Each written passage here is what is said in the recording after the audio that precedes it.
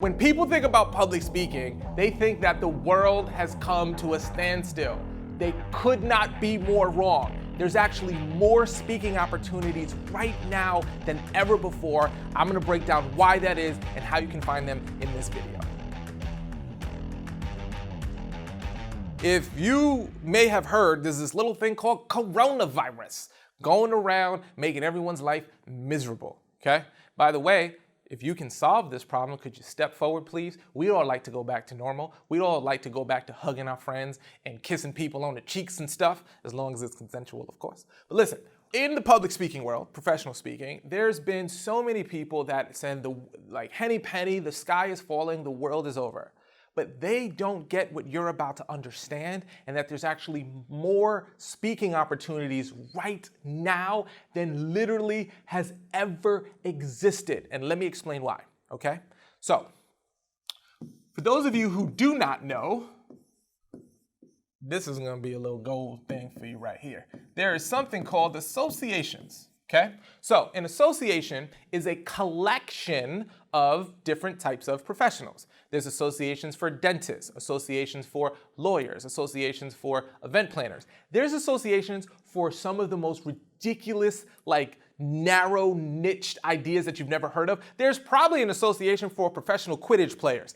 I don't know if that's true, but it probably exists. So what an association is this collection of industry people. So whether it's a professional, whether it's an interest group, these associations have what's called membership, okay? So this is really simple. If you are a professional, which I assume you are because you're watching this, whether you're an entrepreneur, an executive, a coach, or a consultant, there's a good chance you are part of some type of association, like a local chamber of commerce, or maybe it's association of marketing professionals, or maybe it's association of student affairs professionals, right? There's an incredible amount of it's unlimited, honestly. These associations have members. These members pay what's called dues. They pay an annual fee to be a member of this association, okay? All this is straightforward.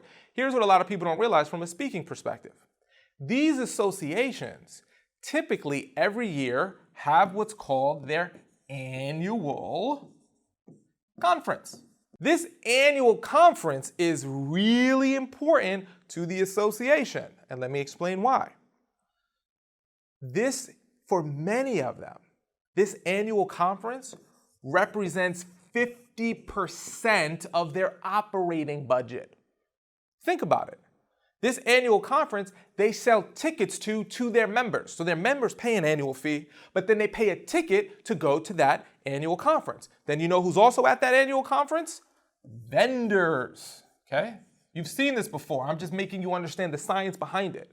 Vendors go to the annual conference and set up exhibit booths so that they can market their services to the members of that association. These vendors pay an exhibitor fee. They're sponsors of these conferences. They pay a lot of money to sponsor this live event so they can get their business name in front of the members of that association. There's associations that have annual conferences with hundreds to thousands of people that attend. They have these hotels that give them these incredible deals and all these other things that happen that create revenue around that 50% mark for that association.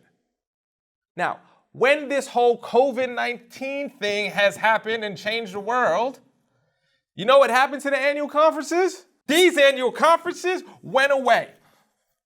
So what happens when the annual conference goes away? They lose potentially up to 50% of their operating budget. That's a big deal. A lot of associations were scared about this. A lot of members were upset about this. They were like, oh my gosh, COVID has shut everything down. How are we going to operate? Now, the wise associations, which are all the ones that are probably operating right now and didn't close down, they made a realization, okay? What they realized is we gotta up our membership engagement.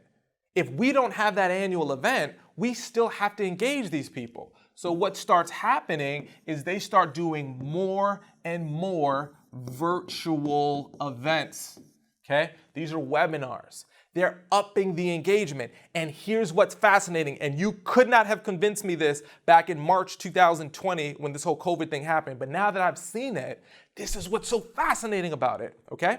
Number one, these associations are actually seeing an increase in the attendance for their events.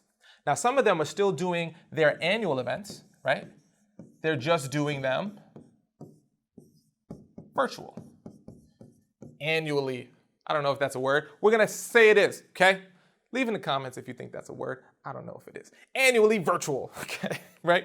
But here's what happens. They're still doing the annual events, but they're also doing more weekly or monthly virtual webinars and engagements to engage their members. So here's what that means to you. The attendance is going up because before, let's say somebody is a mom, okay, or they're a dad, and they've got to convince themselves and their spouse that they should take 4 days away from home, right? They should take 4 days away from home so that they can go to that annual conference that's typically like 2-3 days. So there's a flight in, there's the stay, there's the money you got to pay for the hotel, the money that you got to pay for the airfare. Then you got to, if your company's paying for it, if you're a professional, you got to convince them that it's worth you going. And then you got to not work for 4 days so you're going to get far behind on your to-do list. So you have moms and dads with family obligations that don't want to take 4 days away from home. But now, with this virtual world having to uptick to engage their members, now people who normally couldn't maybe afford to go to a conference or maybe couldn't afford the time away can now jump on that same conference and attend. Now, here's what's also cool. Because it's going virtual, the price to attend has dropped typically.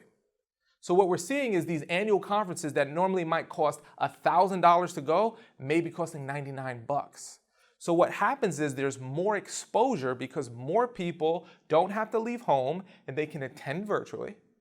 There's more of these events that are happening. The prices are dropping and the engagement's increasing. And if you want to see something super fascinating, the engagement at the events, these live virtual events, are going up. Why, you might ask? Think about it. In person, who has the advantage in person? The extrovert, okay? We'll just put extrovert, okay? In a virtual setting, the introvert and the extrovert are on equal footings. So you're seeing more engagement in people in the chat function. You're seeing more engagement in people actually interacting with the presenters, contacting them, wanting to be connected because the extrovert and the introvert are on an equal playing field. It has never been more exciting because if you now have more opportunities to present virtually, you can bang out more and do more. And then when the world gets back to normal and we can do in person again, you're already going to have built such an incredible repertoire and brand that you're going to get invited to speak in person. And my belief, honest belief, this is going to be the future. Mark my words. We're never going to go back to the way the world once was. It's going to be hybrid. So what that means is we're going to see this virtual and in-person world coexisting from this moment forward because we're seeing all these things we never would have seen before. So here's what that means to you. If you're a coach, a consultant, an entrepreneur, an executive, somebody that wants to take advantage of all of these new speaking opportunities that are jumping up, that literally have your ideal clients at them, that you can present. And then and I want you to catch this, you can present, right? You can build your brand, become the authority, get clients, and it's fun. And people thank you for it, and they're appreciative. But you have to know how to get them and how to put together the right presentation that works in the virtual world, but also works in the in-person, 2 different skill sets. So if you want some help in figuring out what are the best places for you to speak and how to obtain these speaking engagements, if you want to figure out how to navigate the virtual presentation world so you're one of the best presenters that group's ever had virtually, and then how to be the best presenter someone's ever had in person, I'd love to help you. Hey, if you like that video, make sure you hit that like button before you go and hit the subscribe button so you can get more of our great content so it goes to the top of the algorithm. And if you head over to talkadot.com, not only will you get more in-depth resources there to help you with your speaking, but also you'll be able to get a free account for our amazing software tool that helps speakers like you pull leads from your speaking engagements, get data so you can actually have objectifiable information on why you're so good at what you do and how to use that data to book more speaking engagements. If you want to find out what Talkadot is, head over to talkadot.com. And remember, if you want to talk a lot, head over to Talkadot. See what I did there? Just go to the website. Trust me, it'll make more sense when you're there. I'll see you at the next video.